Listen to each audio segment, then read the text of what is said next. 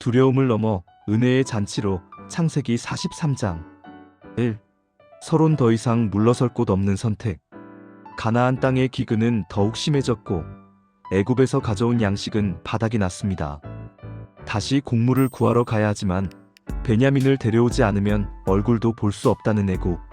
총리의 엄포가 야곱의 발목을 잡습니다. 야곱에게 베냐민은 마지막 남은 생명줄과 같았습니다. 그러나 죽음 같은 기근 앞에서 야곱과 아들들은 이제 선택해야만 했습니다.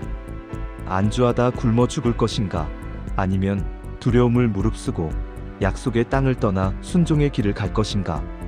이 본론 회복을 향한 세 가지 변화. 희생을 통한 책임. 유다의 담보 8-10절.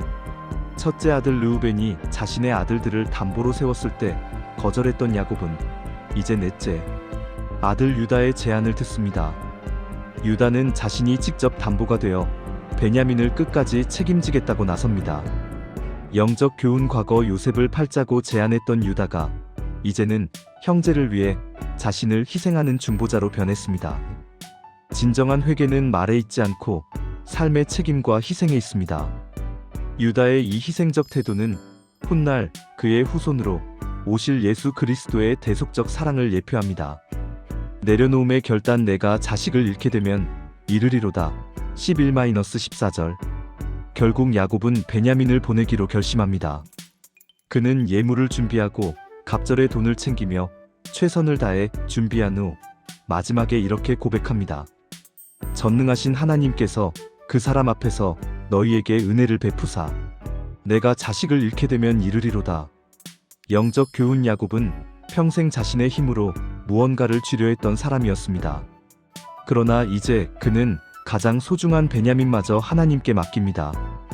우리가 내 힘을 빼고 죽으면 죽으리이다의 심정으로 하나님께 모든 것을 맡길 때 비로소 하나님의 역사가 시작됩니다.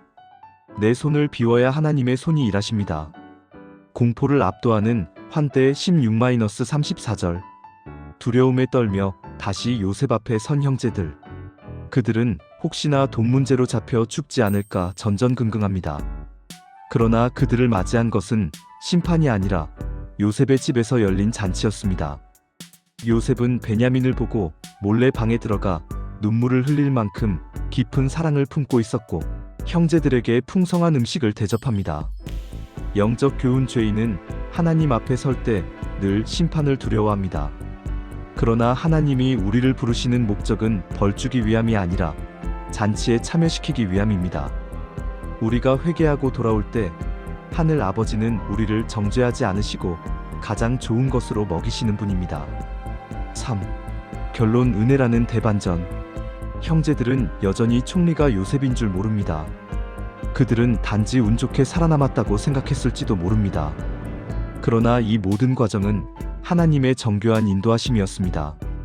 기근은 그들을 낮추기 위함이었고 베냐민을 데려오게 한 것은 가족을 하나로 묶기 위함이었습니다. 사랑하는 성도 여러분, 지금 여러분을 옥죄고 있는 인생의 기근이 있습니까? 소중한 것을 잃을까봐 두려워 떨고 계십니까? 야곱처럼 하나님께 맡기십시오. 잃게 되면 잃으리로다 하고 주님께 나아갈 때 여러분을 기다리는 것은 죽음의 골짜기가 아니라 풍성한 은혜의 잔치상입니다. 우리가 두려워하는 그 자리가 사실은 하나님의 눈물, 어린 사랑이 기다리고 있는 회복의 자리임을 신뢰하시기를 축복합니다. 4. 기도 요약. 내 힘으로 붙들고 있는 베냐민을 하나님께 온전히 맡기는 믿음을 주소서. 형제를 위해 자신을 담보로 세운 유다처럼 공동체를 위해 희생하는 사랑을 갖게 하소서. 두려움을 넘어 하나님께 나아갈 때 예비하신 풍성한 은혜의 잔치를 경험하게 하소서. 나를 대신 세우소서. 변화된 유다. 희생의 영성. 창세기 44장 1. 서론. 마지막 테스트. 너희는 정말 변했느냐? 애굽의 총리 요셉은 형제들을 그냥 보내지 않았습니다. 베냐민의 자루에 자신의 은잔을 몰래 집어넣어 그들을 도둑으로 몰아세웁니다. 이것은 요셉의 심술이나 복수가 아니었습니다. 과거 자신을 팔아넘겼던 형들이 이제 또 다른 아우 베냐민이 위기에 처했을 때 어떻게 행동하는지를 확인하려는 최후의 시험이었습니다.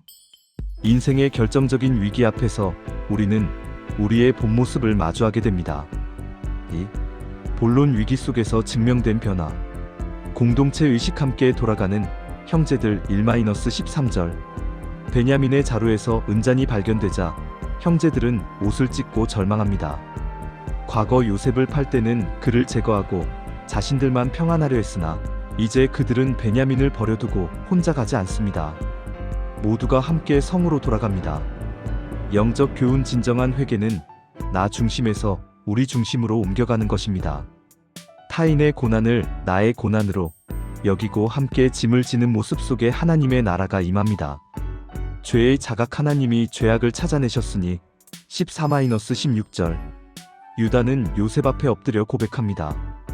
우리가 우리 주께 무슨 말을 하오리이까? 하나님이 종들의 죄악을 찾아내셨으니. 지금 당장 은잔을 훔친 것은 아니지만 유다는 이 상황을 통해 과거 자신들이 지었던 근원적인 죄, 요셉을 판 죄를 떠올리며 하나님의 공의로운 심판 앞에 항복합니다. 영적 교훈. 고난은 우리를 정직하게 만듭니다. 억울한 상황 속에서도 하나님의 손길을 발견하고 자신의 허물을 돌아보는 자가 진정한 영적 성숙을 이룬 사람입니다. 희생적 중보. 나를 대신하여 종이 되게 하소서. 18-34절. 본문의 하이라이트는 유다의 간청입니다.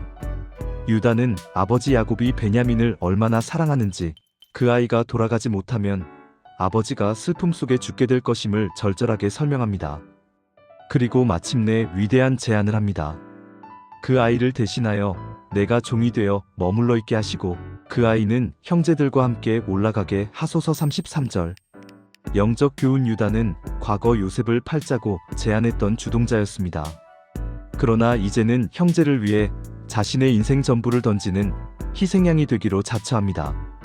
나를 살리기 위해 남을 죽이던 인간이 남을 살리기 위해 나를 죽이는 인간으로 변한 것입니다. 이것이 복음이 가진 변화의 능력입니다. 3. 결론. 유다의 심장 속에 흐르는 예수 그리스도. 유다의 이 간절하고 희생적인 연설은 요셉의 마음을 완전히 무너뜨렸습니다. 요셉은 이 유다의 고백을 통해 형들의 진심을 확인했고 비로소 화해의 문이 열리게 됩니다. 흥미로운 점은 하나님께서 훗날 메시아 예수 그리스도를 바로 이 유다의 지파를 통해 보내셨다는 사실입니다. 자신을 담보로 삼아 형제를 살리려 했던 유다의 모습은 온 인류를 살리기 위해 자기 목숨을 대속물로 내어주신 예수 그리스도의 사랑을 가장 완벽하게 보여줍니다. 사랑하는 성도 여러분, 누군가를 살리기 위해 내가 대신 짐을 지고 있습니까? 억울한 상황 속에서도 공동체를 위해 자신을 희생하고 계십니까? 여러분의 그 희생이 깨어진 관계를 회복시키고 하나님의 기적을 불러오는 열쇠가 될 것입니다. 유다처럼, 그리고 예수님처럼 대신 죽고 함께 사는 은혜의 길을 걷는 저와 여러분이 되시기를 축복합니다. 4.